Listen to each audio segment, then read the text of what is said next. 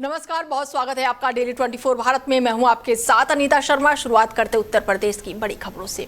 UP के अंबेडकर नगर में Samajwadi party के वरिष्ठ नेता और पूर्व कैबिनेट मंत्री और पूर्व सांसद शंखलाल मांझी ने प्रदेश की मौजूदा स्थिति को लेकर सरकार पर निशाना साधा। उन्होंने कहा कि महंगाई, बेरोजगारी और भ्रष्टाचार से जनता परेशान है। किसानों को फसल का सही दाम नहीं मिल रहा है और नौजवान डिग्री लेकर रोजगार के लिए भटक रहे हैं। उन्होंने स्वास्थ्य और शिक्षा व्यवस्था को भी बदहाल बताया है। शंखलाल मांझी ने कहा कि अब प्रदेश की जनता बदलाव चाहती है। उन्होंने सपा सरकार के कार्यालय का जिक्र करते हुए कहा कि अखिलेश यादव की सरकार ने युवाओं को लैपटॉप, कन्याओं को कन्या विद्याधन और किसानों को कर्ज माफी जैसी योजनाओं का लाभ दिया था और साथ ही कानून व्यवस्था बेहतर होने का भी दावा किया। नमस्कार, आप डेली 24 भारत में हूं अमित मौर्य। हमारे साथ बात करने के लिए मौजूद है समाजवादी पार्टी के पूर्व सांसद शंखलाल मांझी जी। हम बात करेंगे पूर्व मुख्यमंत्री अखिलेश यादव की बेटी के ऊपर अभद्र टिप्पणी हुई है, क्या कहेंगे नेताजी? ये पूर्व मुख्यमंत्री माननीय अखिलेश यादव की बेटी अदिति की बेटी नहीं, वो हमारी अपनी बेटी है अदिति। और इस क्या ही सरकार, ये रणुओं की सरकार को क्या ही कहा जाए। केंद्र और प्रदेश जहाँ पर दोनों लोग जो जिनके पास कोई औलाद नहीं है, ऐसे लोग दूसरे के औलाद को और दूसरे की बेटी के अस्मिता को क्या समझेंगे। जिनके हुकूमत में इन्हीं के पार्टी के लोग इस तरह की अभद्र टिप्पणी कर रहे हैं और ये चुप हमारे इस सरकार में बैठे, चाहे मुख्यमंत्री हो चाहे प्रधानमंत्री हो, बेटी सबकी बेटी होती है। आज माननीय अखिलेश यादव की बेटी के साथ इस तरह भाजपा के कार्यकर्ताओं द्वारा इस तरह की अभद्र टिप्पणी किया जा रहा है और ये चुप बैठे हैं। ये शर्म से डूब मारना चाहिए किसी ऐसे मुख्यमंत्री को और ऐसे प्रधानमंत्री को, जो किसी के बेटी के एक ऐसा परिवार, एक ऐसी बेटी जो संस्कारी है और उसके बारे में इस तरह की अभद्र टिप्पणी किया जाएगा और वो भी बेबुनियाद। अगर इस पर टिप्पणी का अगर भाजपा संज्ञान नहीं लेती है, वो भाजपा के मुख्यमंत्री संज्ञान नहीं लेते हैं, तो लाखों समाजवादी लोग सड़कों पर उतर करके इनका चीरा दुबर कर देंगे। कानून व्यवस्था को हाथ में लेना पड़ेगा, हाथ में लेंगे, लेकिन अगर इस तरह की टिप्पणी किया गया तो खैरियत नहीं है। लगातार डीजल, पेट्रोल, सीएनजी की महंगाई को लेकर पब्लिक पर जेब पर खर्च बढ़ रहे हैं, उसको लेकर क्या कहेंगे आप? मैंने बता दिया, ये सरकार जनता से सरोकार रखने वाली सरकार नहीं है। आम आवाम के दुश्वारे से इनको कोई वास्ता सरोकार नहीं है। ये केवल पूंजीपतियों की सरकार है। ये डीजल और पेट्रोल की महंगाई इनका केवल बहाना है। विदेश में हो रहे, पश्चिमी एशिया में हो रहे युद्ध का, यूक्रेन देश का युद्ध का बहाना है सिर्फ इनका।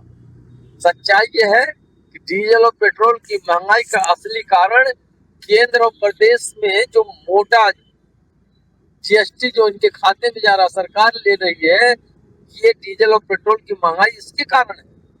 जहां तक ये क्रूड ऑयल के महंगाई को लेकर के ये सवाल कर रहे हैं, तो आज इनको क्रूड ऑयल अंतर्राष्ट्रीय बाजार में अगर महंगा हो रहा है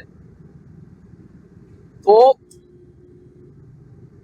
ये बता दें कि इस पर 1 लीटर पेट्रोल या 1 लीटर डीजल पे भारत सरकार को और प्रदेश सरकार को कितना टैक्स लिया जा रहा है। ये सरकार क्यों इतना जबरदस्ती इतना टैक्स थोपी चली जा रही है। और जब क्रूड ऑयल सस्ता था अंतर्राष्ट्रीय बाजार में, मूल्य इसका प्रति बैरल, तो क्या इन्होंने डीजल को, पेट्रोल को उसके रेट सस्ते किए क्या? अगर सस्ता नहीं किए तो आज क्रूड ऑयल अगर अंतर्राष्ट्रीय बाजार में कुछ उसका मूल्य बढ़ रहा है तो इतना मुनाफा कंपनियों को मुनाफा देने के बजाय अपना टैक्स क्यों नहीं कम करने?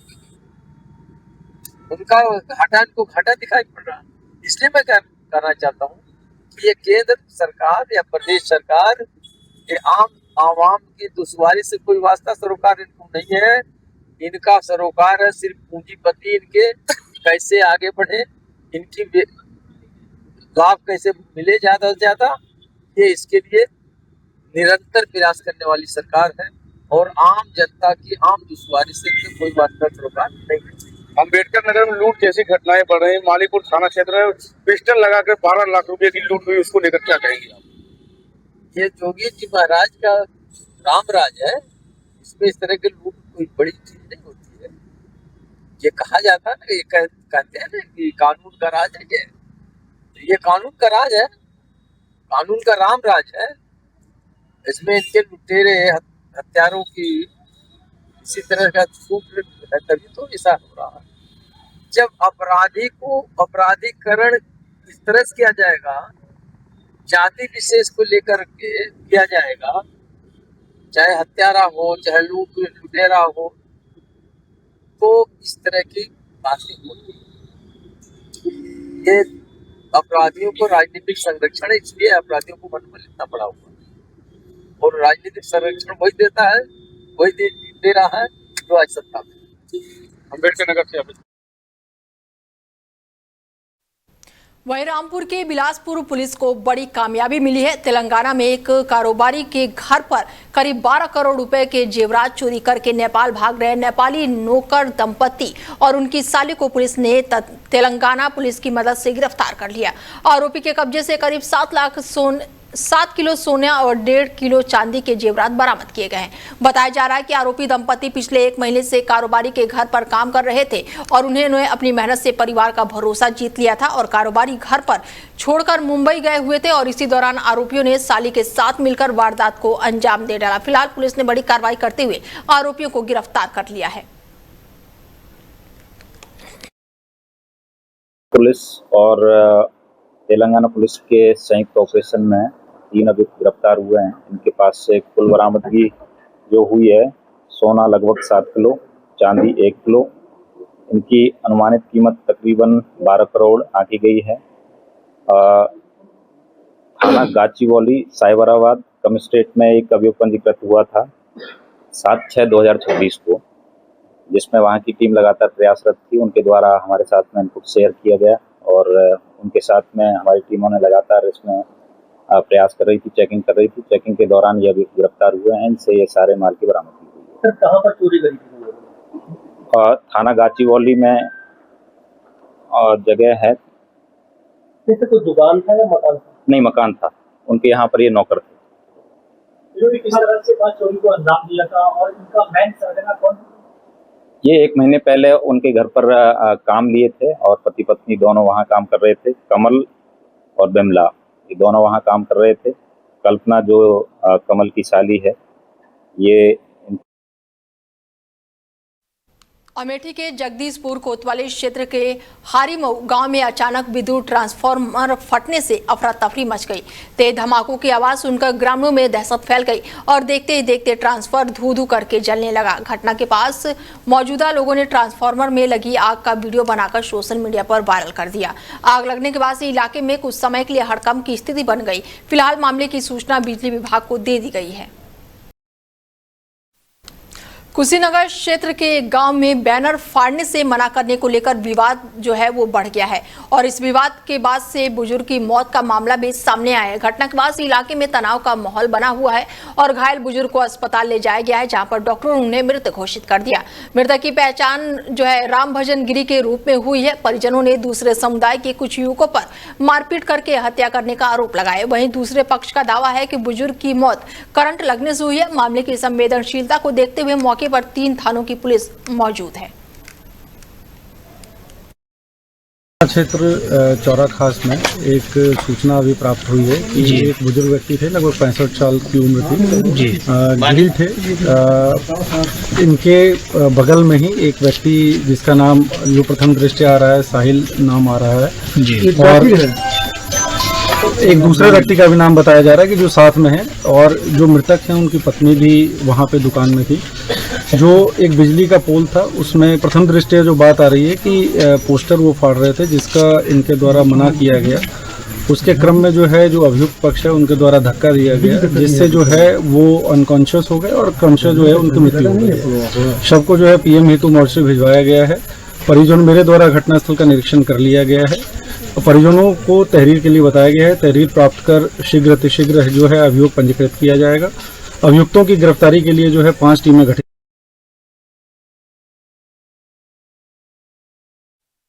सीतापुर में जिला अधिकारी ने स्वास्थ्य विभाग की व्यवस्थाओं का औचक निरीक्षण करके लापरवाही मिलने पर अधिकारियों और कर्मचारियों को कड़ी फटकार लगाई है। निरीक्षण के दौरान जिला अधिकारी ने प्रधानमंत्री मातृत्व सुरक्षा अभियान के तहत अस्पताल पहुंची गर्भवती महिलाओं से बातचीत की और उनकी टीकाकरण प्रस्तुतिकरण की निरीक्षण भी किया है। जांच में महिलाओं का टीकाकरण अधूरा मिला, वहीं ब्लड प्रेशर मशीन भी खराब पाई गई है। इस पर जिला अधिकारी ने जमकर कर्मचारियों को फटकार लगाई है। गोरखपुर क्षेत्र में खुले और जर्जर नाले ने एक युवक की जान ले ली। बता दें कि बाईपास स्थित बांस मंडी के पास मंगलवार शाम को करीब 4:30 बजे करीब 40 वर्षीय युवक अचानक गहरे नाले में जा गिरा। हादसे के बाद से मौके पर अफरा तफरी मच गई और स्थानीय लोगों ने शोर मचाकर मदद की कोशिश की, लेकिन नाले की गहराई और खराब हालातों के कारण कोई भी नीचे नहीं उतर सका। सूचना मिलते ही पुलिस मौके पर पहुंची और स्थानीय लोगों की मदद से करीब आधे घंटे की तलाश के बाद से युवक को बाहर निकाला गया। गंभीर हालत में उसे मेडिकल कॉलेज भेजा गया है, जहां पर डॉक्टरों ने उसे मृत घोषित कर दिया है। क्या है पूरा मामला? कुछ नहीं है। हमारे घर दोस्त है, आज वो लोग अलगे रहते थे, अलगे में सारा ना पढ़ने न करने में कुछ भी नहीं है, दूध का बात का बस वो लोग आए हैं, हम लोग कहीं से जाने के लिए सिर्फ बात इतना है। वो लोगों ने हम नहीं जाएंगे, बस ये जबरदस्ती कर रहे थे और उसकी वाइफ फोन करके बुलाई है। हम लोग अंदाजा नहीं बंदूक लेकर आया, कहाँ लेकर आया है, तुरंत निकाला तुरंत मार दिया। प्राप्त हुई कि बड़े भाई ने छोटे भाई पे गोली चला दी है, जो चोटिल हो गया। रास्ते में ही हॉस्पिटल ले जाते समय उसकी मृत्यु हो गई है। डेड बॉडी मर्चरी में रखवा दी गई है, पूछताछ हो रही है। अभी प्रारंभिक जानकारी में ये ज्ञात हुआ है कि ब्रह्मभोज था इनके घर में मां के मरने के उपलक्ष्य में, और उसी में किसी बात को लेकर महिलाओं में झगड़ा हुआ है, जो थोड़ा सा बढ़ते हुए इसी क्रम में बड़े भाई। बागपत में दिन दहाड़े हुई तबातोड़ फायरिंग से इलाके में सनसनी फैल गई है। बता दें कि दिल्ली सहारनपुर हाईवे पर टेंट व्यापारी सोनपाल और उनके बेटे विकास पर बदमाशों ने गोलियां बरसा दी। गंभीर हालत में दोनों को अस्पताल ले जाया गया, जहां इलाज के दौरान पिता पुत्र की मौत हो गई। घटना के बाद से हमलावर भी घायल हुआ है, जिसका मेरठ के अस्पताल में इलाज चल रहा है। कोतवाली क्षेत्र में तहसील के पास टेंट हाउस की दुकान पर बैठे व्यापारी सोनपाल और उनके बेटे विकास पर अचानक से ही बदमाशों ने हमला बोल दिया। प्रत्यक्षदर्शियों के मुताबिक हमलावरों ने आते ही तबातोड़ पहले फायरिंग शुरू कर दी, जिससे मौके पर अफरा तफरी मच गई। फायरिंग में पिता पुत्र गंभीर रूप से घायल हो गए, जिन्हें अस्पताल में भर्ती कराया गया, तो वहीं डॉक्टरों ने उन्हें मृत घोषित कर दिया। पुलिस की शुरुआती जांच में सामने आया है कि 2015 के एक पुराने मुकदमे को लेकर दोनों पक्षों के बीच रंजिश चल रही थी, जिसको देखते हुए अब ये बड़ी घटना जो है सामने आई है। फिलहाल पुलिस पूरे मामले की जांच पड़ताल में अब जुटी हुई है।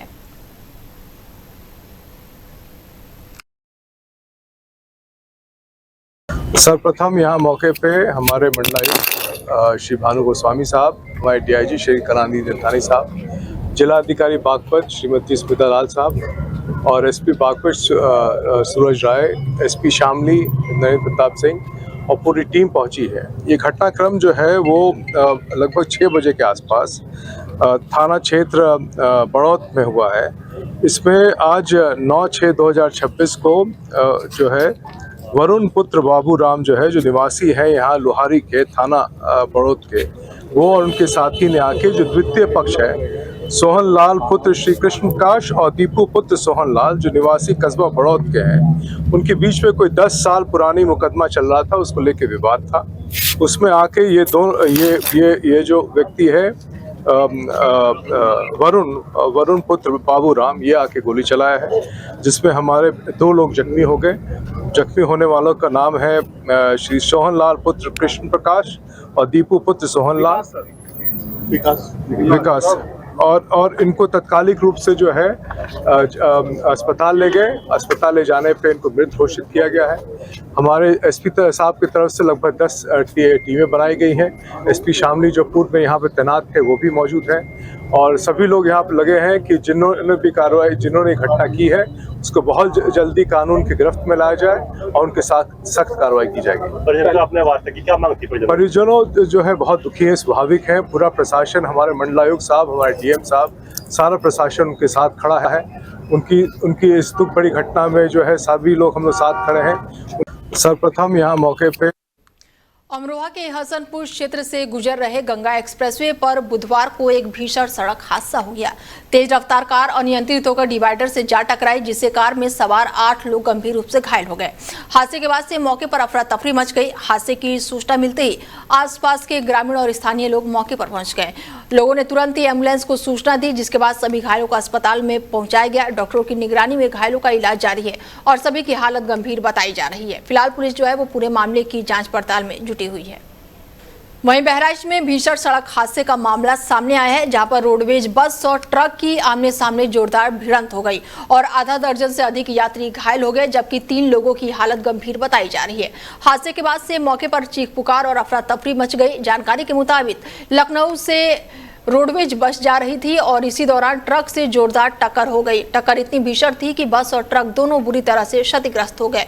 हादसे में बस में सवार कई यात्री घायल हो गए, जिसमें चालक और परिचालक भी शामिल है। सूचना मिलते ही स्थानीय लोग मौके पर पहुंचे हैं और राहत और बचाव कार्य शुरू कर दिया है। फिलहाल पुलिस ने दोनों वाहनों को कब्जे में ले लिया है और हादसे की जांच पड़ताल की जा रही है।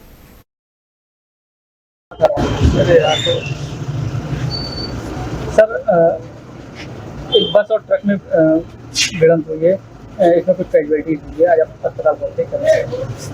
तो चहलारी रोड पर एक रोडवेज की बस थी जो लखनऊ से रुपैडिया जा रही थी और एक सामने से ट्रक जो बहराइच से लखनऊ की तरफ जा रही थी, उसमें सामने टक्कर हुई है और जिसमें जो अभी जानकारी मिली है उसमें 4 लोग जो है वो सामान्य रूप से और 10 लोग जो है वो और घायल हैं, जिसमें से 3 लोग सीरियस हैं। जिन सभी को जो है यहाँ पर मेडिकल कॉलेज बहराइच में सबका इलाज चल रहा है और सभी डॉक्टर और सब लोग उनका इलाज कर रहे हैं। अभी कोई ऐसी स्थिति किसी की नहीं है और इसमें से जो गंभीर होंगे अगर डॉक्टर साहब लोग परीक्षण कर रहे हैं, अगर उचित होगा तो उनको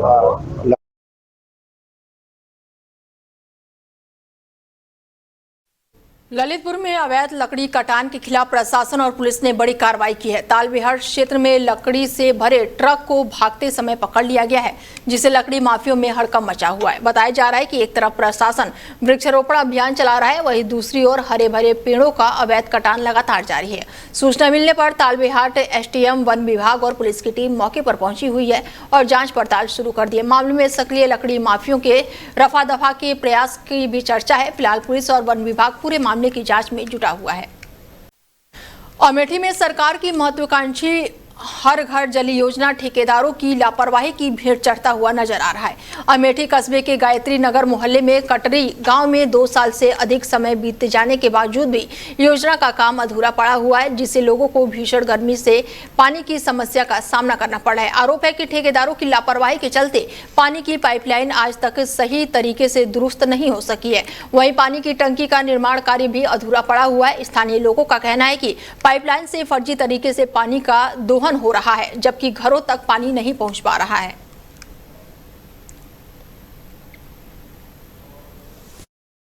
अशोक श्रीवास्तव। कहाँ घर है? गायत्री नगर। क्या समस्या हो रही है आपको? सर ये जल जीवन वाले वो जो जल निगम वाले पानी छोड़ के गए यहाँ पे पाइप लगा के 2 साल हो गया पानी है, तो अब 2 दिन से पानी आ रहा है, लगातार बहता ही जा रहा है पानी और कभी बंद हो जाता है। जब बहता है तो पूरा लगता है पूरा रोड जाम हो जाता है मेरा और दिक्कत बहुत है, बहुत तेज़ पानी निकलता है। इसमें ढक्कन भी नहीं लगा, उसे छोड़ के चले गए जल जीवन। ये नहीं लगता कि ये जल जीवन मिशन की लापरवाही है? लापरवाही तो है, नहीं तो हर जगह ढक्कन लगा, ढक्कन ही नहीं लगा उसमें। ऊपर ढक्कन लगाना चाहिए उनको, उसे छोड़ के चले गए। तो ज़मीन पड़ी तो हम लोग पकड़ के बांधे खंभे में किसी तरह, नहीं तो पूरा एकदम।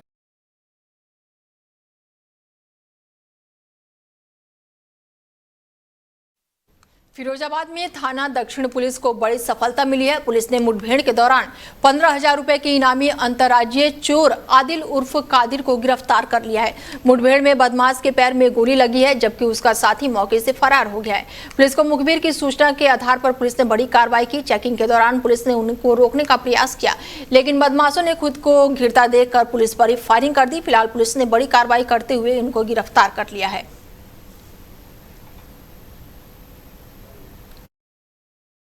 घटना हुई है सर? देखिए 13-14 अप्रैल 2026 की रात में थाना दक्षिण क्षेत्र में एक घर में चोरी की घटना हुई थी। इसमें थाना दक्षिण के उचित धाराओं में अभियोग पंजीकृत करते हुए घटना के अनावरण के लिए 3 टीमों का गठन किया गया था। सीसीटीवी कैमरे देखे गए, साक्ष्य संकलन किए गए तो एक अभियुक्त आदिल जो दक्षिण थाना क्षेत्र का ही रहने वाला, उसका नाम प्रकाश में आया। इसके विरुद्ध 1.5 दर्जन से अधिक मुकदमे विभिन्न जिलों में, विभिन्न राज्यों में दर्ज है। यह एक अंतर्राज्यीय चोरों का सरगना है। इसके विरुद्ध 15,000 रुपये का इनाम भी घोषित किया गया था तथा संभावित स्थानों पर जगह जगह दबिश दी जा रही थी, इसकी तलाश की जा रही थी। आज सूचना ये मिली कि अपने एक साथी के साथ ये लालाऊ क्षेत्र में छोटे हाथी से आया हुआ है और जो चोरी का माल है उसको बेचने की फिराक में। इस सूचना पर दक्षिण पुलिस ने तत्काल यहाँ दबिश दी है। पुलिस को देखते ही इन दोनों ने पुलिस के ऊपर फायरिंग कर दी। आत्मरक्षार्थ में पुलिस ने भी फायरिंग की है।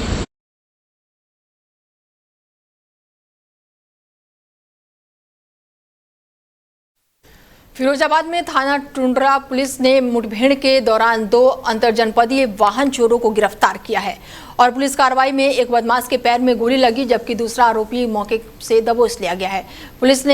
पुलिस के मुताबिक चेकिंग के दौरान संदिग्ध बदमाशों को रोकने का प्रयास किया गया लेकिन बदमाशों ने पुलिस टीम पर ही फायरिंग कर दी। ऐसे में पुलिस ने बड़ी कार्रवाई करते हुए आरोपियों को गिरफ्तार कर लिया। पुलिस ने आरोपियों के कब्जे से चोरी के 5 मोटरसाइकिल, 2 अवैध तमंचा, 3 खोखा कारतूस और 3 जिंदा कारतूस बरामद किए। फिलहाल पुलिस ने बड़ी कार्रवाई करते हुए आरोपियों को धर दबोचा है। देखिए, विगत दिवस में थाना टुंडला क्षेत्र में मोटरसाइकिल घटना घटित हुई थी। उसमें मोटरसाइकिल घटना का अनावरण हेतु प्रभारी से टुंडला के नेतृत्व में 2 टीमों का गठन किया गया था। आज जरिए मुख्य सूचना मिली कि पुराना बाईपास रोड जो गेल गैस के पीछे है, वहाँ पे कुछ बदमाश जो मोटरसाइकिल चोरी हुई थी उसको बेचने की फिराक में तत्काल इस सूचना पे टुंडला पुलिस द्वारा उनकी घेराबंदी का प्रयास किया गया, जिसमें थाना टुंडला पुलिस को देखते हुए बदमाशों में से फायर किया गया पुलिस पे, जिसमें पुलिस ने आत्मरक्षा गोली चलाई, जिसमें एक बदमाश के पैर में उसने विकास बताया है और एक जो पकड़ा गया आरोपी है उसका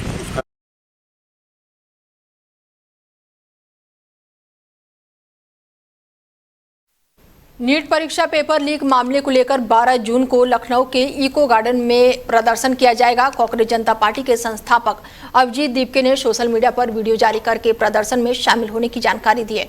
अभिजीत दीपके ने वीडियो संदेश में कहा है कि नीट परीक्षा पेपर आउट मामले को लेकर युवाओं और छात्रों में भारी नाराजगी है। ऐसे में लखनऊ पहुंचे अभिजीत दीपके जो है भारी प्रदर्शन करते हुए करेंगे और सोशल मीडिया पर वीडियो सामने आने के बाद से ये मामला चर्चाओं का विषय बना हुआ है।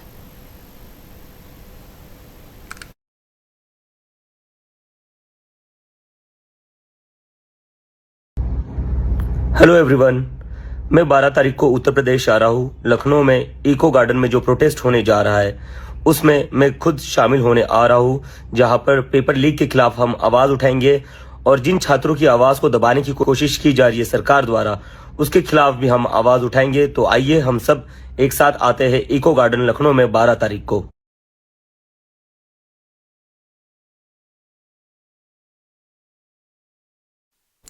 ललितपुर रेलवे स्टेशन पर एक बड़ा हादसा होते होते टल गया। चलती झेलम एक्सप्रेसवे से गिरने के बाद से यात्री के ऊपर से ट्रेन के 13 बोगियां गुजर गई हैं, लेकिन चमत्कारी रूप से उसकी जान बच गई है। हादसे में यात्री को मामूली चोटें आई हैं। घटना जो है प्लेटफॉर्म नंबर 3 की बताई जा रही है। ऐसे में इस दौरान मध्य प्रदेश के शिवपुरी जिले के खनियाधाम थाना क्षेत्र में भगवंतपुरा निवासी 40 साल के दातर सिंह यादव, जो कि स्लीपर कोच AC 6 के गेट पर बैठे हुए थे, ऐसे में ये बड़ी अनहोनी हो गई। फिलहाल मौके पर अफरा तफरी का माहौल बन गया। वहीं रेलवे कर्मचारियों और स्थानीय लोगों की मदद से घायल यात्री को उपचार के लिए अस्पताल में भर्ती कराया गया। तेज बोलो थोड़ा, क्या नाम है? क्या हो गया तुम्हारे साथ? ट्रेन पे गिर गया। कैसे गिरे? मेरे जनता ने धक्का दिया ना, चढ़ नहीं पाया, गिर गया। पुलिस वालों ने अच्छा, कौन से प्लेटफार्म पे गिरे? 3 नंबर पे। अकेले थे? हाँ अकेले। कौन सी गाड़ी से जा रहे थे? अरे वो गाड़ी का नाम नहीं आ रहा। क्या काम करते हो तुम? कुछ नहीं, मजदूरी करते हैं। मजदूरी करते हैं। रहने वाले कहाँ के हो? किशोर खनियाधाम। किशोर खनियाधाम। ट्रेन का नाम नहीं मालूम कौन सी ट्रेन नहीं कोई तो हम भूल गया था, नहीं बताई देते। क्या तो सवारी ने धक्का दे दिया, क्या हुआ? अरे नहीं वो हमारा जालौन के उरी स्टेशन रोड पर ट्रांसफार्मर में भीषण आग लगने से इलाके में हड़कंप मच गया। पेट्रोल पंप के पास ट्रांसफार्मर में लगी आग को देखते आग ने विकराल रूप धारण कर लिया और ऊंची लपटों के साथ ट्रांसफार्मर धू धू करके जलने लगा। आग लगने की घटना के बाद से मौके पर अफरा तफरी मच गई और वहीं फायर ब्रिगेड की टीम भी मौके पर पहुंची और आग बुझाने का काम शुरू कर दिया। पेट्रोल पंप के नजदीक आग लगने से आसपास के लोगों में दहशत फैल गई। फिलहाल दमकल कर्मियों ने 2 घंटे की कड़ी मशक्कत के बाद आग पर काबू पाया।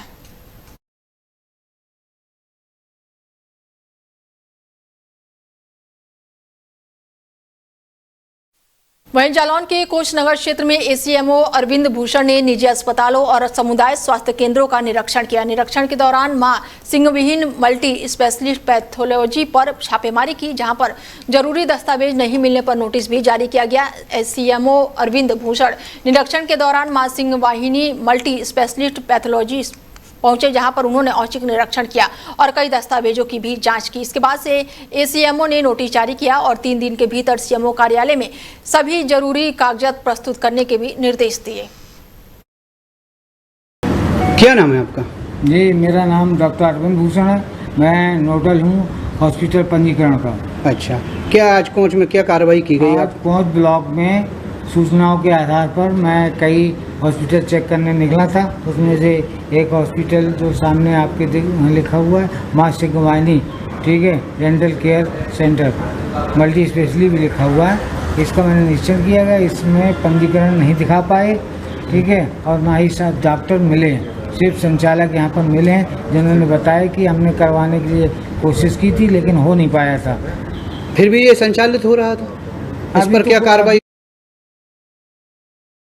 बदायूं क्षेत्र में उस समय हड़कंप मच गया जब एक युवक पानी की टंकी पर चढ़ गया और प्रशासन के खिलाफ विरोध प्रदर्शन करने लगा। युवक ने लेखपालों पर जमीन की पैमाइश न करने का आरोप लगाया है। जानकारी के मुताबिक युवक तहसील परिषद स्थित पानी की टंकी पर चढ़ गया है और तहसील प्रशासन के खिलाफ जमकर नाराजगी जताई है। युवक का आरोप है कि 2 लेखपाल उसकी जमीन की पैमाइश नहीं कर रहे हैं, जिससे वो परेशान है। टंकी पर युवक के चढ़ने की सूचना मिलते ही मौके पर भारी संख्या में लोग जमा हो गए और तहसील परिषद में अफरा तफरी का माहौल बन गया। प्रशासनिक अधिकारी और पुलिस मौके पर पहुंची हुई है और युवक को समझाकर नीचे उतारने का प्रयास किया जा रहा है। परिषद में टंकी पे चढ़ा हुआ है और आप लोग सब यहाँ पे बैठे हुए हैं, क्या है पूरा मतलब? क्या टंकी पे चढ़ा हुआ है, उसमें अभी जो पता किया गया है वो ये पता गया है उसके प्रधान से और उसकी आपस में कुछ रंजिश तो प्रधान ने उसने शिकायत की थी, जिसकी टीम बना के हमने जांच कर ली थी और प्रधान का कब्जा नहीं पाया गया था। उसके बावजूद वो ये कह रहा है कि उसके अवैध कब्जा था और उसकी जांच कराई जाए। तो जांच कराने के लिए मैंने डॉक्टर अमेठी के जामो थाना क्षेत्र में अवैध खनन को लेकर ग्रामीणों में भारी नाराजगी देखने को मिल रही है। ग्रामीणों का आरोप है कि पिछले 24 घंटों में लगातार अवैध खनन किए जा रहे हैं और ओवरलोड वाहनों से मिट्टी ढोई जा रही है। मामला जामो थाना क्षेत्र का बताया जा रहा है, जहां पर खड़ंजा मार्ग से ओवरलोड तरीके से मिट्टी ले जा रही थी। लगातार भारी वाहनों के आवागमन से गांव के रास्ते क्षतिग्रस्त और जर्जर होते हुए नजर आ रहे हैं। पीलीभीत क्षेत्र में तेज रफ्तार बोलेरो पिकअप की टक्कर से बड़ा हादसा हो गया है। हादसे में ई रिक्शा सवार एक बुजुर्ग की मौके पर ही मौत हो गई है, जबकि चालक गंभीर रूप से घायल हो गया है। घटना बिसलपुर बरेली रोड पर बताया जा रहा है। जानकारी के मुताबिक सुमन निवासी करीब 50 साल के सुरेश अपने ई रिक्शा से रसूलपुर निवासी 60 साल के चंद्रपाल को लेकर एक बारात घर जा रहे थे, जिस दौरान ये बड़ा हादसा हो गया। टक्कर इतनी जोरदार थी कि ई रिक्शा चालक सुरेश गंभीर रूप से घायल हो गए, जबकि ई रिक्शे में बैठे चंद्रपाल की मौके पर ही दर्दनाक मौत हो गई। फिलहाल परिवार में कोहराम मचा हुआ है। वहीं पुलिस ने शव को कब्जे में लेकर पोस्टमार्टम के लिए भेज दिया है और आगे की कार्रवाई शुरू कर दी है।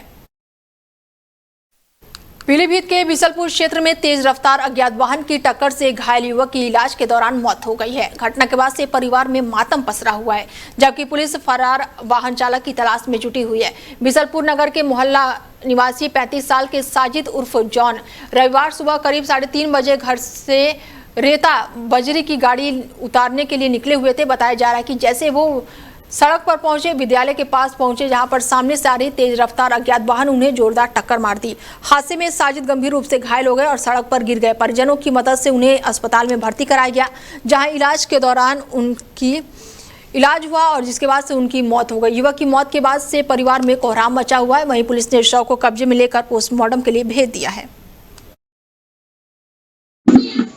क्या नाम है आपका? कहाँ के रहने वाले हैं? जी इसलिए कौन सा मोहल्ला था? ये मोहल्ला तो ग्यासपुर है। क्या घटना हुई थी आपके भाई के साथ? ये सुबह हमारा भैया गया था गाड़ी रेता वेल्डिंग गाड़ी। क्या तारीख की बात है? 7 तारीख की। ठीक है। फिर ये रोज ही जाया था सुबह इतने समय 3 बजे 4 बजे यही टाइम जाया था गाड़ी उतारने के लिए। 2 लोग गए थे, जो एक और बंदा है, एक ये गए थे। तो ये आगे पीछे चल रहे थे रोड पे। जब पहुँचे बरेली वाले तो आगे पीछे वो बंदा आगे चल रहा था, ये पीछे चल रहा था कच्चे में। साइड जो है उसकी पीछे से अचानक गाड़ी है इस पर टक्कर मारी होती है। इको गाड़ी थी, पता नहीं कौन सी गाड़ी थी, ये नहीं मालूम गाड़ी कौन सी थी। क्या गाड़ी थी? 4 व्हीलर। टक्कर मार के उसे गिरा दिया। बस उसका वो सर जो था उसमें लगाया गया, वो जो ग्रिल साइडों में खड़ी है उसमें लगाया गया। उसके बाद उसे होश नहीं आया। कहाँ ले गए थे? बीसलपुर सरकारी अस्पताल में। वहाँ से उन्होंने रेफर कर दिया पीलीभीत के लिए। पीलीभीत वालों ने भी मना कर दिया उनके, लखनऊ ले जाओ या दिल्ली ले जाओ या बरेली ले जाओ। तो उन्होंने फिर रोहिलखंड के लिए लिख दिया, रोहिलखंड ले जाओ। रोहिलखंड के बाद में फिर हम वहाँ भी कोई सुकून नहीं मिल रहा था, डॉक्टर भी सही से नहीं थे, तो फिर हम KS हॉस्पिटल में ले।